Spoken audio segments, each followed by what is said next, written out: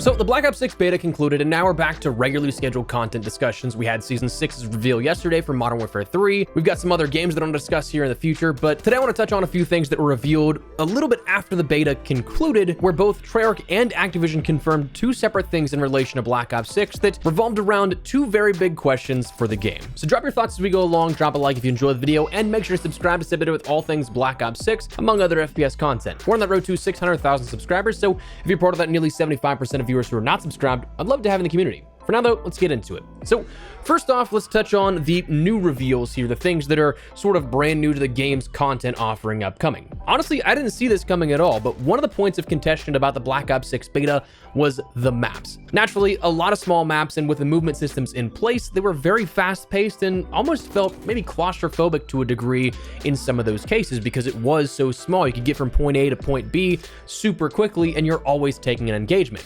One of the key arguments, whether you like them or not, just observationally, was that the maps are too small, comparing Shipment to being the point that changed the DNA of map creation. And again, while you can either agree or disagree, that was the vocal point that was tossed to the forefront of the discussion with the beta. So what did Treyarch do? Well, they responded to this and revealed every single map coming at launch of Black Ops 6.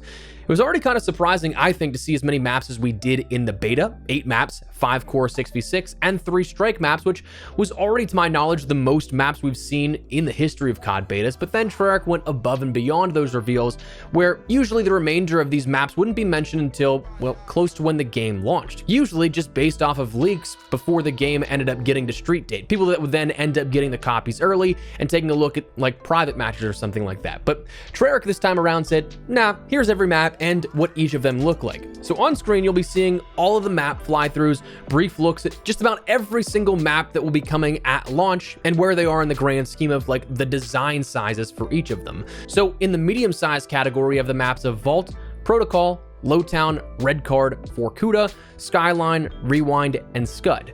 You then have small maps coming of Subsonic, Payback, Babylon, Derelict, and then the strike maps of Warhead, Pit, Gala, and Stakeout.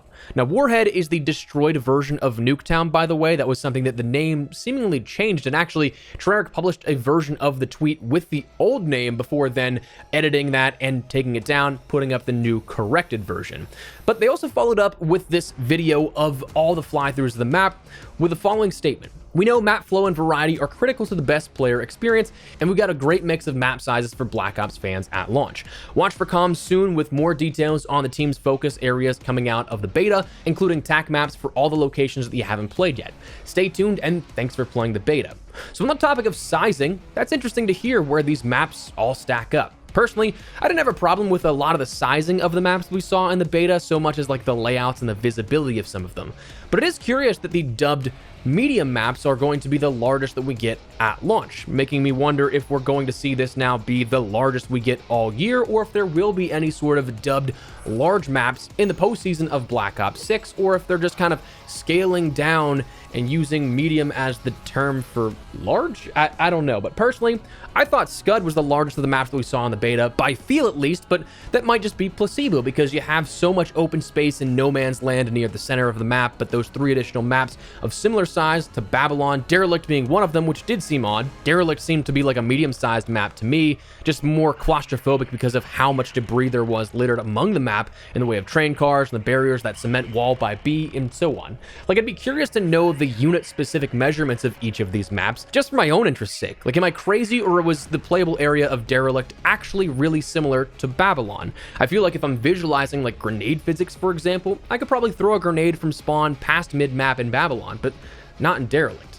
At least that's how it feels. But then to see 8 medium-sized maps, Scud, Rewind, Skyline, all seen already, Protocol being another one, that being the training course map in the beta, we've seen most of these map layouts and builds. So I'm not going to pass any judgment on any of the maps until we see the TAC maps and get some hands-on experience with the game, but curious that there's no dubbed large maps at the moment. So I guess that turns the question to you. Does that become something that you enjoy or dislike out of what's upcoming in Black Ops 6?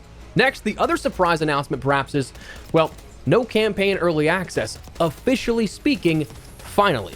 It was kind of strange that we had gone so long into the year without hearing anything about it, especially after what appeared to be a pair of 2 really good years with that as a pre-order bonus incentive. But confirmed to Charlie Intel, Activision officially commented on it, stating, "The team is fully focused on October 25th. We are excited about all the game has to offer across campaign, multiplayer, and zombies. This year, we made the decision to ensure the community gets to dig into any and all modes that they want at the same time. So we are back to one massive global launch moment, October 25th. As such, there is no early access beat this year for Black Ops 6, just the countdown to launch." So thus, confirming that campaign early access will not be returning, and you won't have that extra week to play the game and get that out of the way firsthand.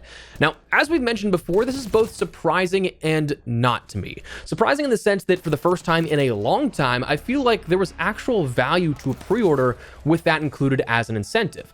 The beta, as much as we can talk about, feedback is being acted on and stuff like that, whether or not it is, since Black Ops 3, the beta has always just been a marketing tactic. Otherwise, there wouldn't be any open portion of the beta. It's just to get awareness of the game out there. The only other bonuses that had any sort of air quote value came in the way of like monetary discounts, bulk bundling of future items in like the Vault Edition, let's say. Battle Pass in Season 1 plus 50 tier tokens are bundled in that price and ultimately are cheaper than if you bought the game and then bought those Battle Pass and 50 tier skips at Season 1's launch. But like actual genuine reason to pre-order on a baseline level across any of the versions of the game, there was next to nothing that moved the needle beforehand. But playing the game early, yeah, that did it for me, and I know for a lot of people as well. Now, it's suspected that Modern Warfare 3's poor reception in campaign prompted this, likely leading to canceled pre-orders or subpar ratings, but at the same time, who really knows? That's all speculation. It very well could just be a matter of Microsoft blocking it, where maybe Activision wanted it because it would detract from the day one on Game Pass marketing. But we'll likely never know the answer, but now we do have all 3 modes once again on day one. So again, in that case, turning it to you, what are you playing first? But coming out of the beta, there's already been a few pretty big announcements here in the way of all the multiplayer maps and of course the confirmation of no campaign early access.